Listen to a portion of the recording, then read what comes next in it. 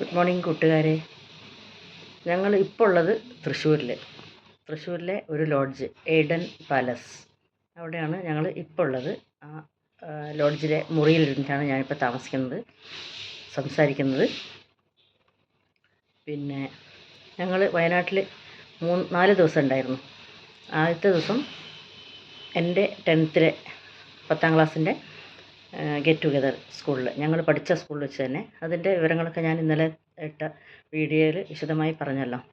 ഞങ്ങൾ സഹപാഠികൾ കണ്ടുമുട്ടിയതും സ്നേഹം കൈമാറിയതുമായ കാര്യങ്ങളെല്ലാം വളരെ വിശദമായിട്ട് ഞാൻ പറഞ്ഞിട്ടുണ്ടായിരുന്നു. ഞങ്ങളുടെ ആ സംഗമത്തിനെ പറ്റി. രണ്ടാമത്തെ ദിവസം ഞങ്ങൾക്ക് മറ്റ് വേറെ അങ്ങനെ ഒഫീഷ്യൽ പരിപാടികളൊന്നും ഇല്ലാത്തതുകൊണ്ട് ഞങ്ങളുടെ ഒരു ഫ്രണ്ടിൻ്റെ വീട്ടിൽ അവർ ഹൗസ് വാമിങ് കഴിഞ്ഞിട്ടുണ്ടായിരുന്നു. ആ സമയത്ത് ഞങ്ങൾക്ക് പൂനെയിലായതുകൊണ്ട് വരാൻ പറ്റില്ലായിരുന്നു. അപ്പോൾ അവരുടെ വീട്ടിലൊന്ന് പോകാമെന്ന് വിചാരിച്ചു. ഞങ്ങൾ കുറച്ച് ഫ്രണ്ട്സ് അവരുടെ വീട്ടിൽ പോയി അവിടെ ഒന്നിച്ചു കൂടി വളരെ രസകരമായി ഭക്ഷണങ്ങളൊക്കെ ഉണ്ടാക്കി എൻജോയ് ചെയ്ത് അവരുടെ നല്ല പുതിയ വീടൊക്കെ കണ്ടു. നല്ല മനോഹരമായ ഒരു വീട്. അതൊക്കെ കണ്ടപ്പോൾ ഞങ്ങൾക്ക് മനസ്സിലൊരാഗ്രഹം, ഒരു ചെറിയൊരു വീട്. ഇതിനു മുമ്പേ പലരും ഞങ്ങളോട് പറഞ്ഞിരുന്നു, നാട്ടിലൊരു വീട് നിർബന്ധമാണ്, നിങ്ങളൊരു നാട്ടിലൊരു ചെറിയൊരു വീടെങ്കിലും വെക്കണം, നിങ്ങൾക്ക് വരുമ്പം താമസിക്കാമല്ലോ എന്ന്. അപ്പോൾ ഞങ്ങൾക്ക് തലേ കയറിയില്ല അന്നേരം. ആ സമയത്ത് ഞങ്ങൾ വിചാരിച്ചു, അതിൻ്റെ ഒന്നും ആവശ്യമില്ല, പൂനെയിൽ നമ്മൾ ഓൾറെഡി വീടുണ്ട്, പിന്നെ മോളുടെ ഒരു ഫ്ലാറ്റ് ഉണ്ട്, അപ്പം പിന്നെ നാട്ടിലിനി വീടിൻ്റെ ആവശ്യമില്ല, ആരാണ് ഇപ്പോൾ നാട്ടിൽ പോയി നിൽക്കുന്നതെന്നൊക്കെ ഞങ്ങൾ വിചാരിച്ചിരുന്നു. പക്ഷേ ഇപ്രാവശ്യം നാട്ടിൽ പോയി വന്നപ്പം ഞങ്ങളുടെ രണ്ടുപേരുടെയും മനസ്സിലേക്ക് അങ്ങനെ ഒരു ചിന്ത കടന്നുകൂടി. നമുക്ക് ചെറുതായിട്ട് ഒരു ഹോൾ കിച്ചൺ, ഒരു ബെഡ്റൂം, അത്ര മാത്രമുള്ള ചെറിയ ഒരു വീട്. അത് റോഡ് സൈഡിലായിരിക്കണം. കാരണം ഞങ്ങൾക്ക് പൂനെയിൽ മാത്രമേ വാഹനമുള്ളൂ. ഇവിടെ നാട്ടിൽ വരുന്ന സമയത്ത് നമ്മുടെ കയ്യിൽ വാഹനം ഇല്ലാത്തതുകൊണ്ട് റോഡ് സൈഡിനോട് അടുത്തിട്ടുള്ള ഒരു ചെറിയൊരു വീട്. അതിന് ചുറ്റുവട്ടം സ്ഥലത്തിൻ്റെ ഒന്നും ആവശ്യമില്ല. കാരണം നമ്മളിവിടെ വരാനോ കൃഷി ചെയ്യാനോ അല്ലെങ്കിൽ അങ്ങനെയുള്ള കാര്യങ്ങളൊന്നും ചെയ്യാൻ ഉദ്ദേശിക്കുന്നില്ല. നമ്മൾ വരുന്ന സമയത്ത് വർഷത്തിൽ 1-2 ദിവസം പ്രാവശ്യം നമ്മൾ വരുന്ന സമയത്ത് നമുക്ക് ഇവിടെ താമസിക്കണം വീട്ടിൽ. അപ്പോൾ അത്യാവശ്യം പാത്രങ്ങൾ എന്തെങ്കിലും വാങ്ങി വെച്ചാൽ ഒരു കഞ്ഞിയോ ഒരു ചമ്മന്തി അരച്ച് കുടിക്കാനുള്ള പാത്രങ്ങളും സാധനങ്ങളും ആക്കി വെച്ചാൽ, ഒരു ബെഡില്ലെങ്കിലും കുഴപ്പമില്ല, പായ വിരിച്ച് കിടന്നാലും സുഖമാണ് നമ്മളെ വീടെന്ന് പറഞ്ഞിട്ട് അങ്ങനെ ഒരു ചെറിയ വീട് ഇവിടെ നമുക്ക് വയനാട്ടിൽ വാങ്ങി വെക്കണം എന്നുള്ളൊരാഗ്രഹം, കുറഞ്ഞ ബഡ്ജറ്റിൽ. അങ്ങനെ ഒരു ആഗ്രഹം ഞങ്ങളുടെ മനസ്സിലേക്ക് കടന്നു കൂടിയതുകൊണ്ട് ഞങ്ങൾ ഞങ്ങളുടെ ഫ്രണ്ട്സിനോടും ബന്ധുക്കളോടൊക്കെ പറഞ്ഞു, അങ്ങനെ എവിടെയെങ്കിലും ഉണ്ടെങ്കിൽ ഞങ്ങൾക്ക് പറഞ്ഞു തരണം, ചുരുങ്ങിയ ബഡ്ജറ്റിൽ റോഡ് സൈഡിനോടനുബന്ധിച്ച് ചെറിയൊരു വീട്. ഞങ്ങൾ വരുന്ന സമയത്ത് മാത്രം താമസിക്കും, ബാക്കിയുള്ള സമയത്ത് പൂട്ടിയിട്ടിട്ട് പോകാൻ പറ്റുന്ന സേഫായിട്ടുള്ള ഒരു വീട് വേണമെന്നുള്ളൊരാഗ്രഹം എല്ലാവരോടും പറഞ്ഞിട്ടുണ്ട്. അപ്പോൾ എല്ലാവരും പറഞ്ഞ് ഞങ്ങൾ നോക്കാം, പിന്നെ ശ്രമിക്കാം എന്നൊക്കെ പറഞ്ഞിട്ടുണ്ട്. അപ്പോൾ അങ്ങനെയൊക്കെ ചെറിയ വീടൊക്കെ കിട്ടാനുണ്ടോയെന്നറിയില്ല. എന്തായാലും ഉണ്ടെങ്കിൽ അവർ നമ്മളെ ഹെൽപ്പ് ചെയ്യും, പറയും നമ്മളോട്. അപ്പോൾ അങ്ങനെ കിട്ടുകയാണെങ്കിൽ ഭാഗ്യം. ഞങ്ങൾക്ക് ഇടയ്ക്കിടയ്ക്ക് നാട്ടിലേക്ക് വരാം, സ്വസ്ഥമായിട്ട് താമസിക്കാം. ഇവിടെ ബന്ധുവീടുകൾ ഇല്ലാഞ്ഞിട്ടല്ല, നമ്മളുടെ ബന്ധുവീടുകൾ ഇഷ്ടം പോലെ ഉണ്ട്. പക്ഷേ അവരുടെ വീടുകളൊക്കെ നമ്മൾ പോയി താമസിക്കുന്ന സമയത്ത് ഞങ്ങളിപ്പം വരുന്നത് ഫ്രണ്ട്സിനെ കാണാൻ വേണ്ടിയും ഗെറ്റ് ടുഗദറിനും അതിനൊക്കെയാണല്ലോ അധികം വരുന്നത്, ഓരോ പ്രോഗ്രാമിനൊക്കെ വേണ്ടി. അപ്പം നമ്മൾ ഒരു വീട്ടിലാണ് താമസിക്കുന്നതെങ്കിൽ അതിൻ്റെ സമയവും ആ മര്യാദകളൊക്കെ പാലിക്കേണ്ടി വരും. അതുകൊണ്ടാണ് ഞങ്ങൾ ബന്ധുവീടുകളിലൊന്നും ഈയിടെയായിട്ട് താമസിക്കാത്തത്. നമ്മൾ റൂമിൽ താമസിക്കുന്ന സമയത്ത് നമുക്ക് തോന്നുന്ന സമയത്ത് പോവുകയും ചിലപ്പോൾ ഞങ്ങൾ രാത്രി തിരിച്ചു വരുന്നത് 11-12 മണിക്കൊക്കെ ആയിരിക്കും. അപ്പോൾ ഒരു വീട്ടിൽ താമസിക്കുകയാണെങ്കിൽ അവർക്കതൊരു ബുദ്ധിമുട്ടാണ്. അവർ പറയും, ഞങ്ങൾക്കൊരു ബുദ്ധിമുട്ടില്ല എന്നൊക്കെ അവർ പറയുമെങ്കിലും അത് ഒരു വീട്ടുകാരെ സംബന്ധിച്ച് ബുദ്ധിമുട്ട് തന്നെയാണ്. പിന്നെ നമുക്ക് വേണ്ടി ഭക്ഷണം ഉണ്ടാക്കുക, നമുക്ക് വേണ്ടി ഒരുക്കങ്ങൾ ചെയ്യാം, അതൊക്കെ ആർക്കായാലും ബുദ്ധിമുട്ട് തന്നെയാണ്. അത് മനസ്സിലാക്കിയത് കൊണ്ടാണ് ഞങ്ങൾ അതിന് മുതിരാത്തത്. അതുമാത്രമല്ല, ഒരു ലോഡ്ജിൽ റൂമെടുത്ത് നമ്മൾ താമസിക്കുന്ന സമയത്ത് നമ്മളെ കാണാൻ ആഗ്രഹിക്കുന്ന ഫ്രണ്ട്സിന് നമ്മളെ റൂമിലേക്ക് വരാം. നമ്മൾ അവരുടെ വീട്ടിലോ അല്ലെങ്കിൽ എവിടെയെങ്കിലും വെച്ച് കണ്ടുമുട്ടാൻ പറ്റിയില്ലെങ്കിൽ, നിങ്ങൾ ഇന്ന സ്ഥലത്താണോ താമസിക്കുന്നത്, ഞങ്ങൾ അങ്ങോട്ട് വരാം എന്ന് പറഞ്ഞ് ഞങ്ങളുടെ ഫ്രണ്ട്സ് റൂമിലേക്ക് വരാറുണ്ട്.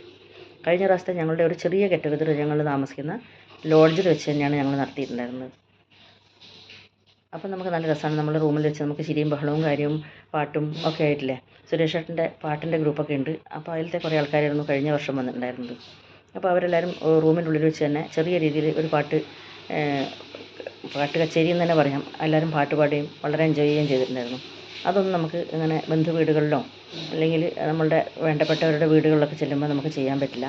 അപ്പോൾ അത് കൊണ്ടാണ് ഞങ്ങൾ റൂമെടുത്ത് താമസിക്കുന്നത്. പലരും ചോദിക്കാറുണ്ട്, നിങ്ങളുടെ ബന്ധുക്കളൊക്കെ ഇത്ര അടുത്തുള്ളപ്പോൾ നിങ്ങൾ എന്തിനാണ് റൂമെടുത്ത് താമസിക്കുന്നത്, അതൊരു മോശമല്ലേ എന്ന്.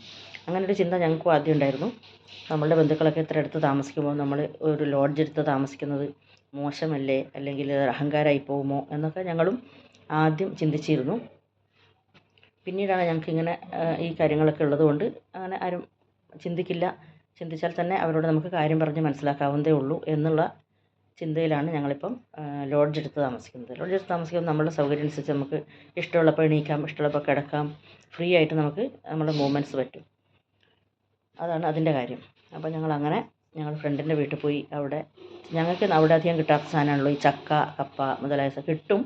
എങ്കിലും ഇവിടുത്തെ പോലെ അങ്ങനെ കിട്ടാത്തത് കൊണ്ട് ഞങ്ങൾ ചക്ക പറിച്ച് ഫ്രണ്ടിൻ്റെ വീട്ടിൽ നിന്ന് എല്ലാവരും കൂടി ഇരുന്ന്, ഞങ്ങളും അവരും ഞങ്ങളുടെ കൂടെ വന്ന വേറെ ഫ്രണ്ട്സും എല്ലാവരും കൂടി അവരുടെ വർക്ക് ഏരിയയിലിരുന്ന് ഒരു വലിയ ചക്ക മുറിച്ച് എല്ലാവരും കൂടി, പച്ചച്ചക്ക കേട്ടോ, അത് നന്നാക്കി ചക്കപ്പുഴുക്കുണ്ടാക്കി. ചക്കപ്പുഴുക്കും ചിക്കനും പിന്നെ അവർ വേറെ പല പല ഐറ്റംസ് ഉണ്ടാക്കിയിട്ടുണ്ടായിരുന്നു. ഞങ്ങൾ പറഞ്ഞു അവരോട് പല ഐറ്റംസൊന്നും ഉണ്ടാക്കണ്ട, നമുക്ക് ചുരുങ്ങിയ രീതിയിൽ മതി.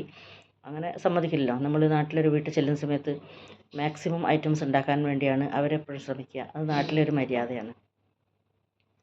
അങ്ങനെ നമ്മൾ ഭക്ഷണമൊക്കെ കഴിച്ച് വളരെ രസകരമായി കുറേ നേരം വർത്തമാനം പറഞ്ഞ്, അതാണ് നമുക്ക് മെയിൻ. സത്യം പറഞ്ഞാൽ ഫ്രണ്ട്സിനെ കണ്ടുമുട്ടുമ്പം ഭക്ഷണം കഴിക്കുന്നതിനേക്കാളും ഒക്കെ നമുക്ക് ഫോർമാലിറ്റീസ് പാലിക്കുന്നതിനേക്കാളൊക്കെ കൂടുതൽ അവരുമായിട്ട് കണ്ടുമുട്ടുക, അവരോട് കുറേ പഴയ കാര്യങ്ങളും പണ്ട് നമ്മൾ സ്കൂൾ പഠിക്കുമ്പോൾ ഉണ്ടായിരുന്ന സംഭവങ്ങളും ഇപ്പോഴത്തെ നമ്മളുടെ ജീവിത നിലവാരവും ജീവിത സ്റ്റൈലും അല്ലെങ്കിൽ ജീവിതത്തിലുണ്ടായ അനുഭവങ്ങളും ഒക്കെ അങ്ങോട്ടും ഇങ്ങോട്ടും ഷെയർ ചെയ്യുക. അതൊക്കെയാണ് നമ്മളുടെ ഇപ്പോഴത്തെ ജീവിതത്തിലെ സന്തോഷകരമായ കാര്യങ്ങൾ. അങ്ങനെ ഞങ്ങൾ ആ വീട്ടിൽ നിന്ന് കുറേ വർത്തമാനങ്ങളൊക്കെ പറഞ്ഞു കഴിഞ്ഞപ്പം മറ്റൊരു ഫ്രണ്ടിൻ്റെ അമ്മ ഈയിടെ മരിച്ചിട്ടുണ്ടായിരുന്നു. ഒരാഴ്ച മുമ്പേ മരിച്ചിട്ടുണ്ടായിരുന്നു. പ്രായമായിട്ട് മരിച്ചതാണ്. പക്ഷേ ആ സമയത്ത് ഞങ്ങളില്ലാത്തതുകൊണ്ട് പോകാൻ പറ്റിയില്ല. അങ്ങനെ ഞങ്ങൾ അവിടെ നിന്ന് ഒരു ഓട്ടോ പിടിച്ച് അവരെ വീട്ടിലേക്ക് പോയി. അവരുടെ ദുഃഖത്തിലൊക്കെ പങ്കുചേർന്ന് കുറേ സമയം അമ്മയുടെ കാര്യങ്ങളും ഒക്കെ സംസാരിച്ചിരുന്ന് അവിടെ നിന്ന് ഞങ്ങൾ റൂമിലേക്ക് തിരിച്ചു വന്നു. ഞങ്ങൾ റൂമിലേക്ക് തിരിച്ചു വരുമ്പം ഞങ്ങളുടെ ഫ്രണ്ട്സ് കുറച്ച് കഴിയുമ്പോൾ ഫോൺ വിളിച്ച് ചോദിക്കുന്നു, നിങ്ങൾ റൂമിലുണ്ടോ? നിങ്ങളെ നേരത്തെ ഗെറ്റ് ടുഗദറിന് കാണാൻ പറ്റാതിരുന്ന കുറച്ച് ഫ്രണ്ട്സ് താഴെ വന്നിട്ടുണ്ട്, അവർക്ക് കാണണമായിരുന്നു എന്ന് പറഞ്ഞു. ഓക്കെ വന്നോളൂ എന്ന് പറഞ്ഞു. പെട്ടെന്ന് നമ്മൾ റൂം ഒക്കെ തട്ടിക്കൂട്ടി ശരിയാക്കി. കാരണം നമ്മൾ മാത്രം റൂമിലുള്ള സമയത്ത് ചിലപ്പോൾ നമ്മൾ അവിടെ ഇവിടെ ഓരോ സാധനങ്ങളൊക്കെ വെച്ചിട്ടുണ്ടാവുമല്ലോ. അതൊക്കെ നമ്മൾ മാറ്റി എന്താ പറയുക, ജെൻറ്റിൽമാൻമാരുമായിട്ട് ഞങ്ങളെ വൃത്തിയാക്കി വെച്ചു. അവർ വന്നു, ഇരുന്നു, വർത്തമാനം പറഞ്ഞു. കുറേ സമയം അവരുടെ കൂടെയൊക്കെ ചിലവഴിച്ചിട്ട് അവർ തിരിച്ചു പോയി. അങ്ങനെയാണ് രണ്ടാമത്തെ ദിവസം നമ്മൾ ചിലവഴിച്ചത്. മൂന്നാമത്തെ ദിവസം എന്ന് പറയുന്നത് സുരേഷ് ഏട്ടൻ്റെ സ്കൂളിലത്തെ 10th ഗെറ്റ് ടുഗദറിൻ്റെ ദിവസമാണ്. അത് കൽപ്പറ്റ SKMJ സ്കൂൾ എന്ന് പറയും. ആ വിവരങ്ങൾ അടുത്ത വീഡിയോയിൽ.